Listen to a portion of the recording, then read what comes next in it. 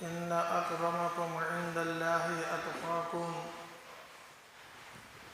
وقال الله تبارك وتعالى فلا تزكوا أنفسكم هو أعلم بمن اتقى صدق الله العلي العظيم. معزز سامعین، قابل احترام بزرگوں، نوجوان ساتھیوں،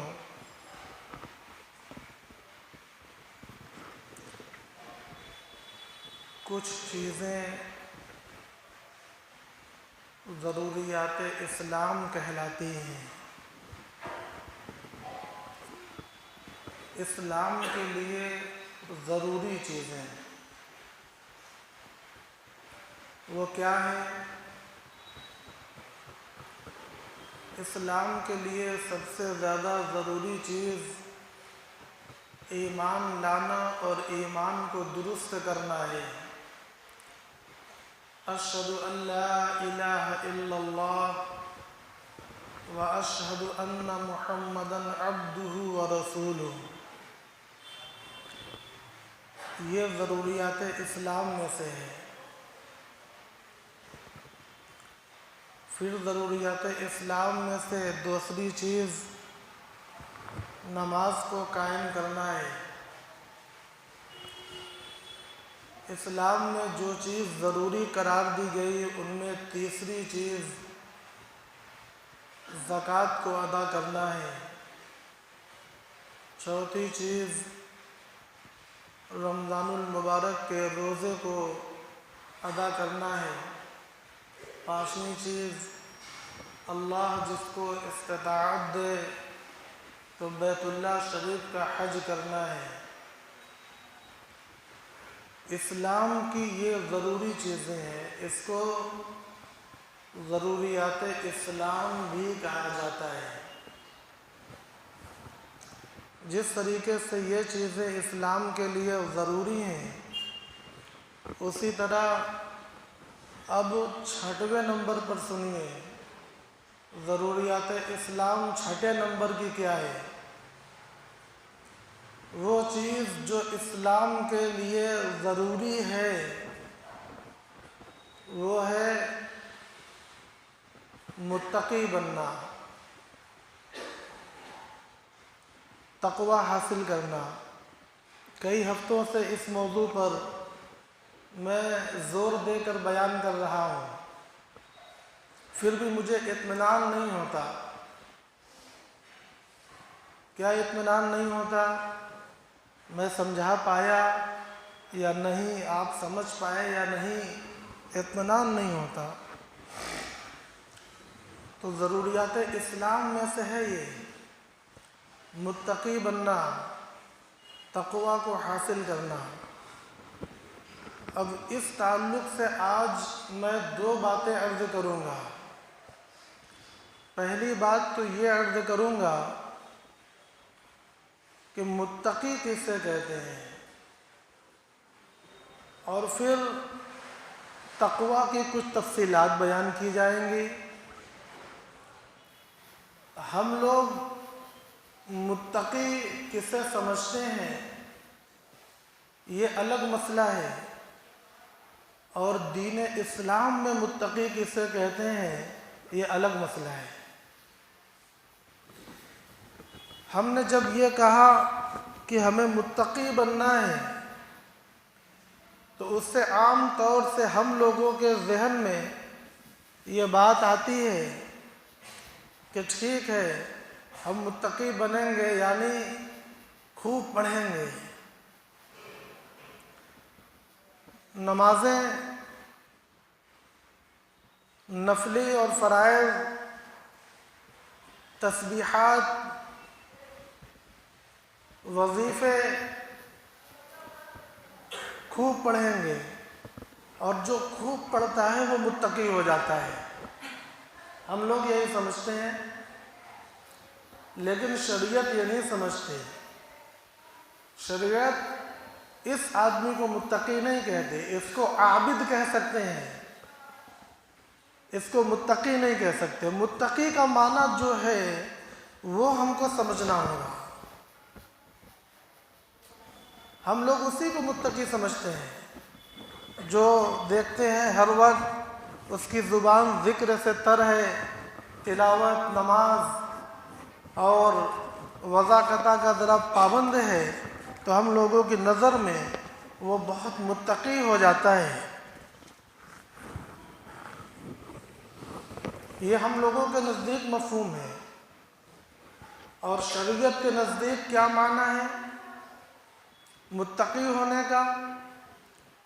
دو معنی مل کر متقی ہوتا ہے، متقی آدمی بنتا ہے۔ نمبر ایک، امتثال اوامر اللہ، یہ نمبر ایک ہوا۔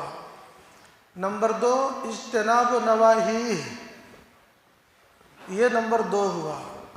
یعنی اللہ تبارک و تعالی نے جن جن چیزوں کا حکم دیا، ایک دو نہیں، جن جن چیزوں کا اللہ نے حکم دیا ان چیزوں پر عمل کرنا اور اللہ کے حکم کو پورا کرنا۔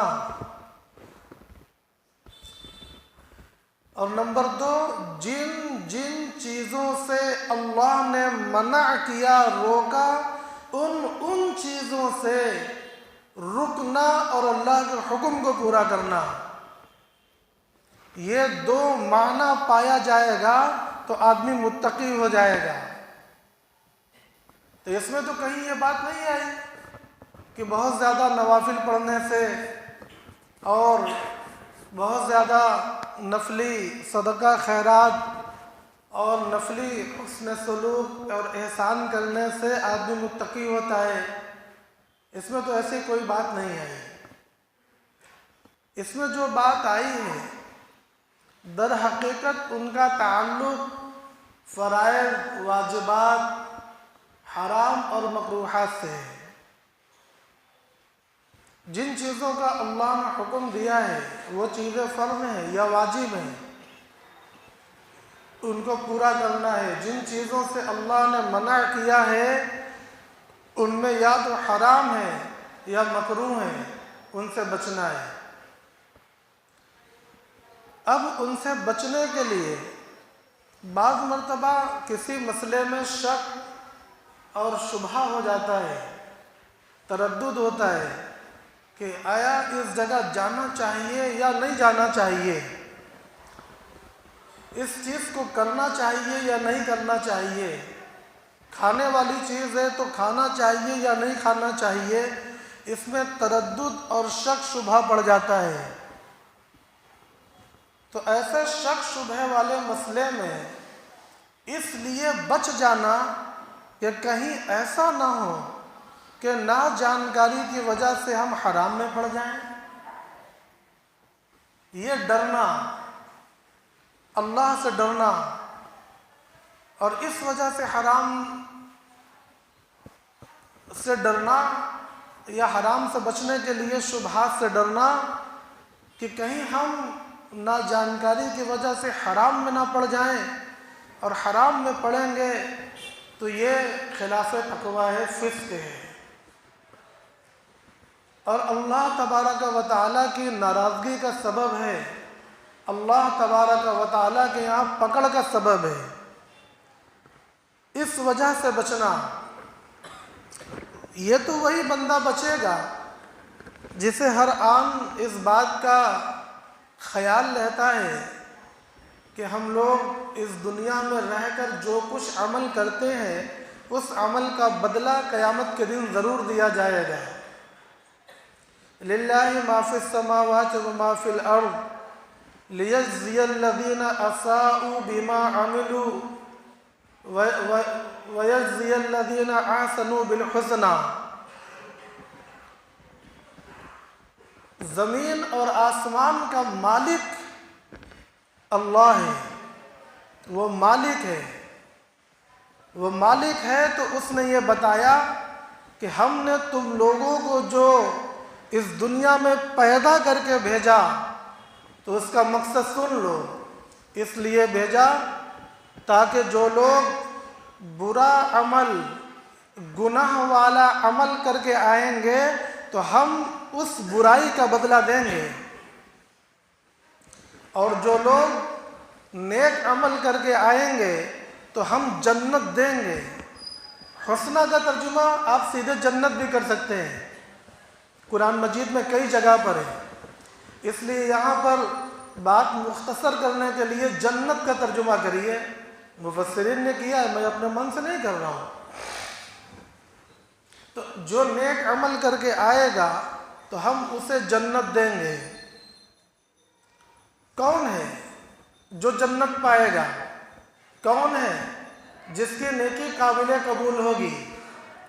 الذین یجتنبون کبائر الاثم، وہ لوگ جو بڑے بڑے گناہوں سے بچتے ہیں، گناہ کبیرہ سے، والفواحش، اور فحش باتوں سے، فحش کاموں سے بچتے ہیں، گندے کاموں سے، گندی باتوں سے بچتے ہیں، الا اللمم، ہاں چھوٹے موٹے گناہ، یعنی دل میں خیال آ جانا، یا تھوڑی دیر کے لیے اللہ کے ذکر سے غافل ہو جانا، یا نا جانکاری یا غفلت کی وجہ سے کچھ سنتوں کا یا مستحبات کا اس سے مس ہو جانا، یہ چھوٹے چھوٹے گناہ ان سے ہوتے رہتے ہیں، تو ان کو اللہ تبارک و تعالی معاف کر دیں گے اور ان کو بہترین بدلہ دیں گے۔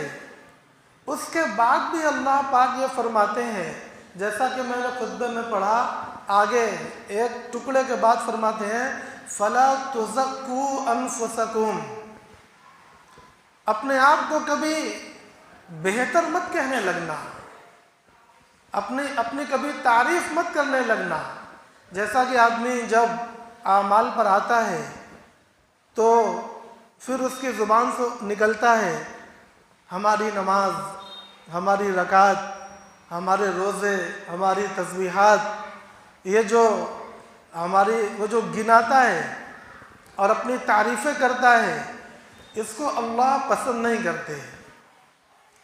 ہم تو پسند کرتے ہیں تو بیان کرتے ہیں، مگر ہم یہ بھول جاتے ہیں کہ ہم جسے پسند کر رہے ہیں اسے اللہ پسند کر رہا ہے یا نہیں، اسے اللہ پسند نہیں کرتا۔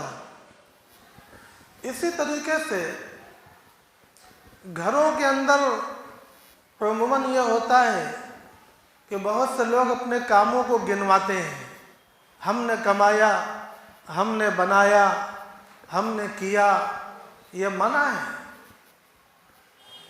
اسے عجب کہتے ہیں، اور اعجاب یہ ہماری شریعت نے حرام قرار دیا ہے۔ اور میں نے ابھی بتلایا ضروریات اسلام میں سے چھٹویں چیز جو ہے وہ متقی بننا ہے، اور متقی بننے کا معنی یعنی اللہ کے حکموں کو پورا کرنا اور تمام حرام اور مکروہ اور مشتبہ چیزوں سے بچنا۔ ان میں سے یہ اعجاب بھی تو ہے، اپنی تعریف کرنا، فَلَا تُزَكُّوا أَنفُسَكُمْ، تو اپنی تعریف مت کرو، اپنی خوبی بیان مت کرو۔ تو محترم بھائیوں اور دوستوں، خلاصے میں کے طور پر یہ بات نکلی کہ ہم لوگوں کا جو کام ہے ایمان اور اعمال بنانے کے بعد، وہ کام ہے متقی بننا۔ آج بہت سے لوگ متقی اول بننا ہی نہیں چاہتے۔ جو متقی بننا نہیں چاہتا تو متقی کا الٹا فاسق ہوا کرتا ہے۔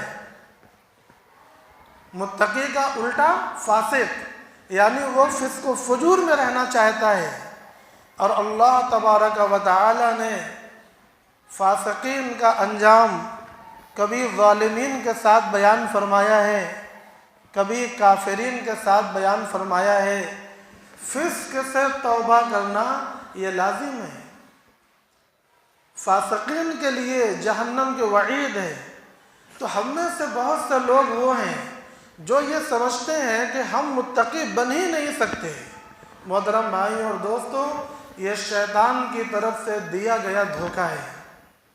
ہر مسلمان کو متقی بننا ہے، قرآن نے پہلی لائن میں یہ بیان کیا ہے ذالک الکتاب لا ریب فیہ ھدی للمتقین، یہ وہ کتاب ہے جس کے اندر شک نہیں ہے، اور یہ سبب ہدایت ہے ان لوگوں کے لیے جو متقی بننا چاہتے ہیں۔ ہم جب یہ کہتے ہیں کہ قرآن ہماری کتاب ہے تو یعنی ہم یہ کہنا چاہتے ہیں کہ ہم اس کتاب کے مطابق متقی بنیں گے۔ ایک طرف ہم کتاب کو لے کر فخر بھی کرتے ہیں اور دوسری طرف ہم متقی بننا بھی نہیں چاہتے، یہ کتنی الٹی بات ہے، کتنا بڑا تضاد ہے۔ متقی بغیر بنے کام چلنے والا نہیں ہے، اس لیے دل و دماغ سے یہ بات نکال دی جائے کہ ہم اگر متقی نہیں بھی رہیں گے تو صرف نماز روزے سے کام چلنے والا ہے، یہ بات نکال دی جائے۔ کام تو صرف کلمہ لا الہ الا اللہ سے بھی چلنے والا ہے۔ میں یہ نہیں کہہ رہا ہوں ہر وہ بندہ جنت میں جائے گا جس نے کوئی بھی عمل نہ کیا ہو، صرف لا الہ الا اللہ محمد رسول اللہ کی گواہی دیا ہو، جنت میں وہ بھی جائے گا، اس میں کوئی کلام نہیں ہے۔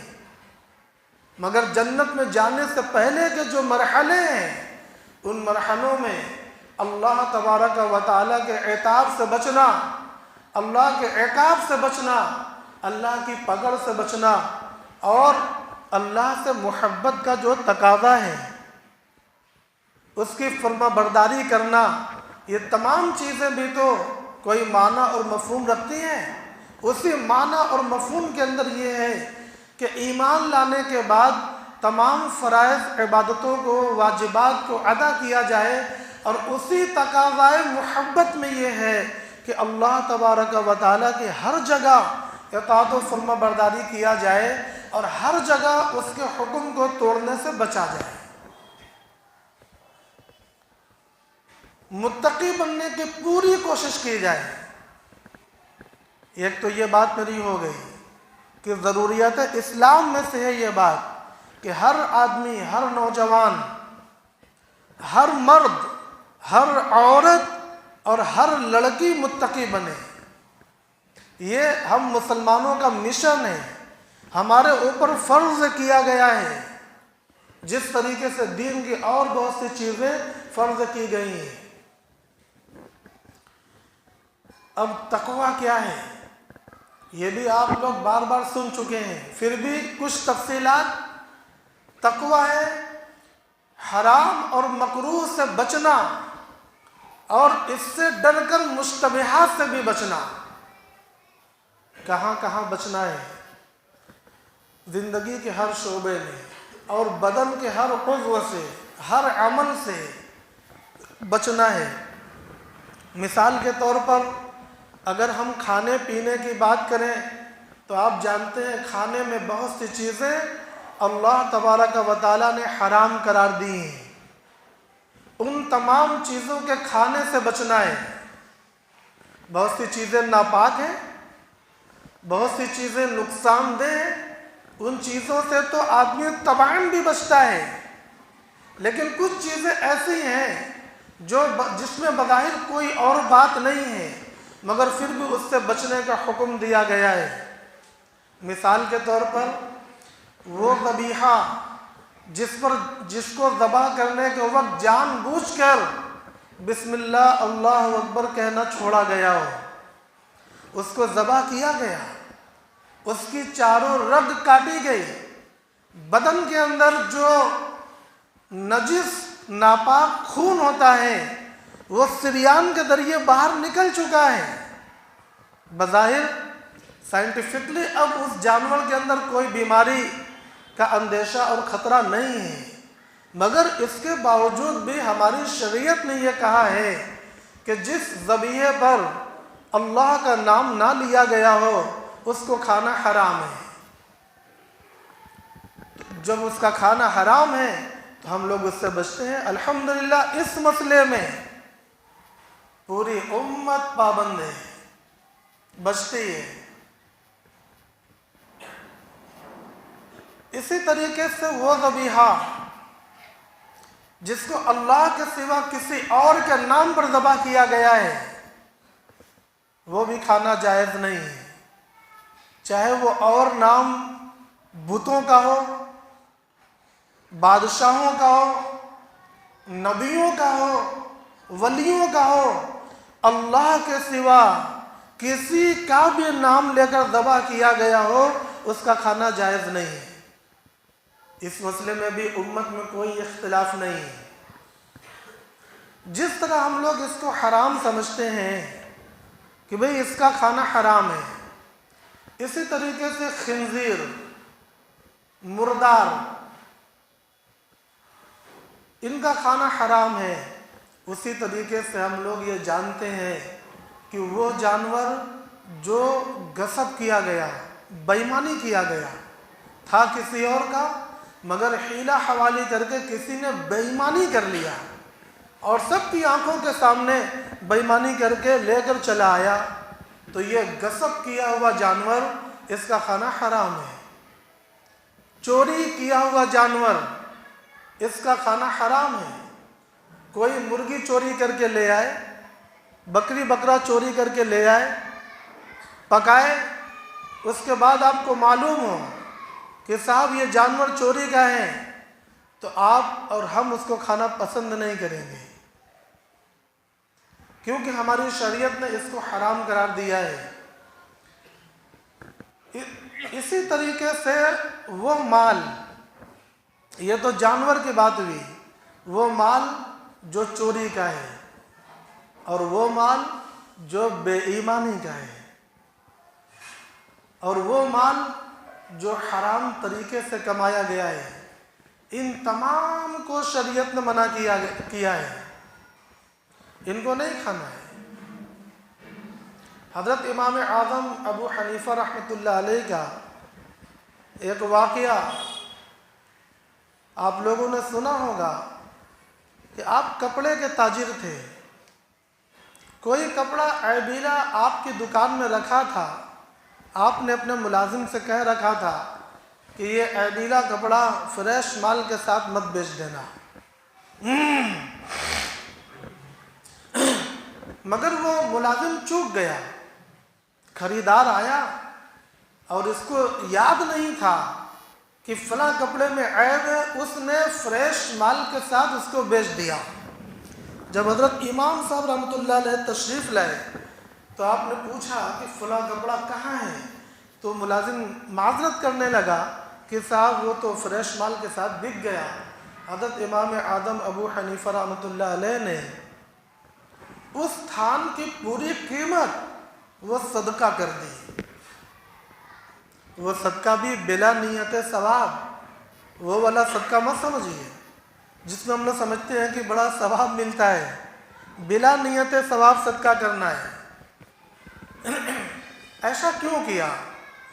ایسا اس لیے کیا کہ جناب آقا محمد رسول اللہ صلی اللہ علیہ وسلم ایک مرتبہ مدینے کی بازار میں تشریف لے گئے، دکاندار دکانیں لگائے ہوئے تھے، ایک دکاندار کے یہاں پہنچے، وہاں گیہوں رکھا ہوا تھا، نبی پاک صلی اللہ علیہ وسلم نے گیہوں میں یوں ہاتھ ڈالا، اوپر سوکھا مال تھا، اندر تر مال تھا، دونوں کے وزن میں فرق پڑے گا، دونوں کی کوالٹی میں بھی فرق پڑے گا۔ نبی پاک صلی اللہ علیہ وسلم نے پوچھا کہ یہ کیا ہے؟ دکاندار نے کہا کہ یا رسول اللہ غلطی ہو گئی، رات میں بارش ہو گئی تھی تو میرا مال بھیگ گیا تھا، تو میں نے اس کو اسی طریقے سے چھوڑ دیا۔ نبی پاک صلی اللہ علیہ وسلم نے فرمایا، اس کو ڈانٹا، یہ اچھا اسی طرح چھوڑ دیا، یہ نہیں کر سکتے تھے کہ تم گیلا مال اوپر کر دیتے اور سوکھا مال نیچے کر دیتے؟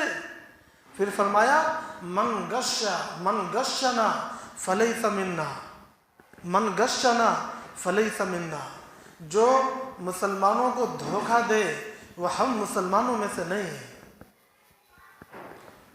اس حدیث شریف سے علماء نے یہ مسئلہ نکالا کہ اس کی یہ کمائی پھر حرام ہے۔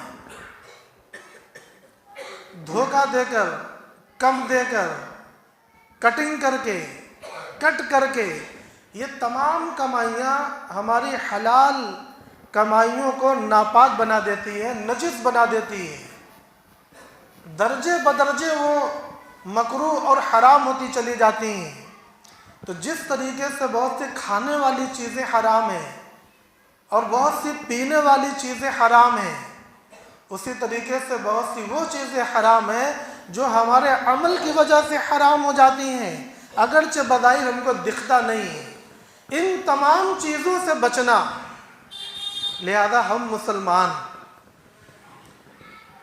نقلی کو اصلی کہہ کر نہیں بیچ سکتے، مکس کر کے بغیر بتلائے نہیں بیچ سکتے، عیبدار مال کو بغیر عیب دکھلائے نہیں بیچ سکتے۔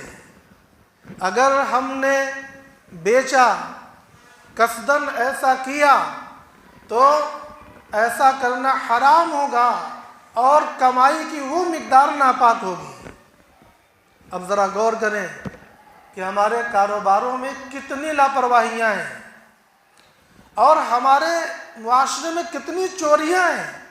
معمولی چیزوں کو معمولی سمجھ کر جسے ہم رکھ لیتے ہیں، اس کا رکھ لینا ہمارے لیے عموماً جائز نہیں ہوا کرتا۔ ہر مسلمان کو متقی بننا ہے، اور متقی بنے گا کیسے؟ ان اعمال کو کر کے۔ اب آئیں لباس میں۔ لباس کے اندر مختلف قسم کے دیکھنے کو ملتے ہیں، مگر ہر لباس حلال نہیں ہے، کچھ اس میں حرام لباس بھی ہیں، کچھ حلال لباس بھی ہیں، کچھ چلنے کی حد تک ہیں، کچھ مکروہ کی حد تک ہیں۔ ہم سب لوگوں کو اگر متقی بننا ہے تو ہمیں صرف حلال لباس پہننا ہوگا اور حرام، مکروہ اور مشتبہ لباس سے بچنا ہوگا۔ لباس کا مسئلہ دونوں صنف کے ساتھ ہے، مرد کے ساتھ بھی اور عورت کے ساتھ بھی، اور عورتوں کے ساتھ زیادہ ہے۔ مردوں کے ساتھ معمولی ہے، کچھ لباس ہمارے ایسے ہیں جو نماز کے لیے مناسب نہیں، لیکن کاروبار پہن کر کیے جا سکتے ہیں، جیسے چست پینٹیں ہیں، لوور ہیں، ٹی شرٹ ہیں، یہ چھوٹے کپڑے، ان کو پہن کر کاروبار کرتے ہیں، مشین چلاتے ہیں، گھروں کے کام کرتے ہیں، کوئی حرج کی بات نہیں ہے۔ مگر پھر بھی اتنا ہونا چاہیے کہ یہ جو سرین کا حصہ ہے یہ ظاہر نہ ہو، ورنہ پھر مکروہ ہے۔ لیکن اسی لباس میں نماز پڑھنا یہ شدید ترین مکروہ ہے۔ بہت سے لوگ نماز پڑھتے ہیں اور وہ سمجھتے ہیں کہ صاحب بہت خوش ہو گئے نماز پڑھ کے اور بہت متقی ہو گئے، لیکن ان کو نماز کا ثواب ملا یا نہیں اس پر ان کا کوئی دھیان نہیں ہے۔ نماز کا ثواب تو اللہ دے گا، اور اللہ بغیر اپنے اصول کے نہیں دینے والا، اس نے اعلان کیا ہے۔ لہذا نماز کے لیے لازم ہے کہ ہم اپنے اوپر وہ لباس ڈال لیں جس سے اچھے ڈھنگ کی ستر پوشی ہو سکے۔ ستر پوشی کا صرف یہ معنی نہیں ہے کہ ہم نے کپڑا ڈال لیا ستر پوشی ہو گئی۔ ستر پوشی کا یہ معنی ہے کہ کپڑے کے اوپر سے بھی ستر نظر نہ آئے۔ ستر کا یہی تو معنی ہے، آپ دیکھ لیں۔ ورنہ دوپٹے، وہ دوپٹے جس میں جو بالکل باریک ہوں، ٹرانسپیرنٹ ہوں، آپ سب جانتے ہیں کہ اگر کوئی خاتون اس کو اوڑھ کر نماز پڑھے گی تو نماز نہیں ہوگی۔ آپ سب جانتے ہیں کیوں؟ دوپٹہ تو اوڑھا ہے، مگر ایسا دوپٹہ ہے کہ دوپٹہ تو ہے مگر ستر پوشی نہیں ہے۔ اسی طریقے سے عورتوں کا بہت سا لباس، وہ لباس تو ہے مگر ستر پوشی نہیں ہے، نقاب تو ہے مگر ستر پوشی نہیں ہے۔ ان کے بارے میں ہماری شریعت نے یہ فرمایا، ربا کاسیات عاریات، بہت سی کپڑا پہننے والیاں قیامت کے دن ننگوں میں شمار کی کر دی جائیں گی، اور یہ حرام ہے، ننگے رہنا حرام ہے، یعنی وہ بالعموم حرام کا عموم مبتلا ہیں۔ اور جو آدمی لگاتار حرام کام میں مبتلا ہو وہ فاسق ہے۔ وہ فاسق ہے۔ یہ تو لباس کے اندر آئے، بال کے اندر، بالوں کے اندر ہماری شریعت نے تعلیمات دی ہیں، اس کے مطابق کرنا تقویٰ ہے، اس کے خلاف جانا یہ فسق و فجور ہے۔ آویں زبان پر، زبان کے بہت زیادہ اعمال ہیں۔ زبان سے جھوٹ بولا جاتا ہے، زبان سے وعدہ خلافی کی جاتی ہے، زبان سے دھوکہ دیا جاتا ہے، زبان سے دل آزاری کی جاتی ہے، زبان سے جاسوسی، مسلمانوں کی، اپنی قوم کی جاسوسی کی جاتی ہے، زبان سے غیبت کی جاتی ہے، زبان سے چغل خوری کی جاتی ہے، اور زبان سے غصہ کیا جاتا ہے، زبان سے گالم گلوچ کیا جاتا ہے۔ یہ تمام چیزیں، مختصراً یہ تمام کی تمام چیزیں وہ حرام ہیں جس میں کسی مسلمان کو شک اور شبہ بھی نہیں ہے، اور کچھ حرام ایسا ہے کہ اس کو حرام نہ سمجھنا خود کفر ہے۔ مثلا جھوٹ کو حرام نہ سمجھنا، آدمی کافر ہو جائے گا۔ غیبت کو حرام نہ سمجھنے سے، نمیمہ کو حرام نہ سمجھنے سے، دشنام یعنی گالی کو حرام نہ سمجھنے سے آدمی کافر ہو جاتا ہے۔ وجہ ان چیزوں کی حرمت کو اللہ رب العزت نے قرآن مجید میں بیان فرمایا ہے۔ اب غیبت کسے کہتے ہیں ہمیں معلوم ہی نہیں، جب معلوم نہیں تو ہمیں بتاؤ کیسے بچیں گے۔ چغل خوری کسے کہتے ہیں ہمیں معلوم نہیں، جب معلوم نہیں تو ہم نہیں سمجھتے کہ ہم بچ پائیں گے۔ ہمیں دنیا کے بے شمار چیزیں معلوم ہیں، بہت سے ہمیں کلا اور فن معلوم ہے، اگر نہیں معلوم ہے تو وہ چیزیں جن کو قرآن نے منع کیا ہے وہ ہمیں معلوم ہی نہیں، جن کا قرآن نے حکم دیا وہ ہمیں معلوم ہی نہیں۔ اس طرح کی زندگی یہ غافلین کی زندگی ہے، یہ غافلین کی زندگی ہے، یہ متقین کی زندگی نہیں ہے۔ تو محترم بھائیوں اور دوستوں، خلاصہ کلام یہ ہے کہ دیکھو ہم سب مسلمان مردوں کو، عورتوں کو، بچوں کو، بچیوں کو ہر دن متقی بننا ہے، ہر دن متقی بننا ہے، اور متقی بننے کے لیے ایمان اور اعمال صالحات کے ساتھ ساتھ گناہوں سے بچنا ضروری ہے۔ زبان کا ایک گناہ موبائل سے بات کرنا ہے۔ آج کل گھروں سے اجازت مل جاتی ہے، جن کے رشتے لگ گئے ان کو اجازت مل جاتی ہے، یہ بھی حرام ہے۔ اور جو لوگ اجازت دیتے ہیں یا ان کو معلوم ہے کہ ہمارا لڑکا اور لڑکی بات کر رہے ہیں، اس پر نکیر نہیں کرتے، اس کو روکتے ٹوکتے نہیں، وہ بھی اس گناہ کبیرہ میں شامل ہیں۔ میں مبالغہ کر کے نہیں بول رہا ہوں، میں بس مسئلہ کو مسئلے کے طریقے سے بیان کر رہا ہوں، وہ بھی گناہ میں شامل ہے۔ اس لیے گناہوں سے توبہ کریں، گناہوں سے معافی مانگیں، اللہ تبارک و تعالیٰ کو راضی کریں، اس کے نافرمانی سے بچیں۔ وآخر دعوانا الحمد للہ رب العالمین۔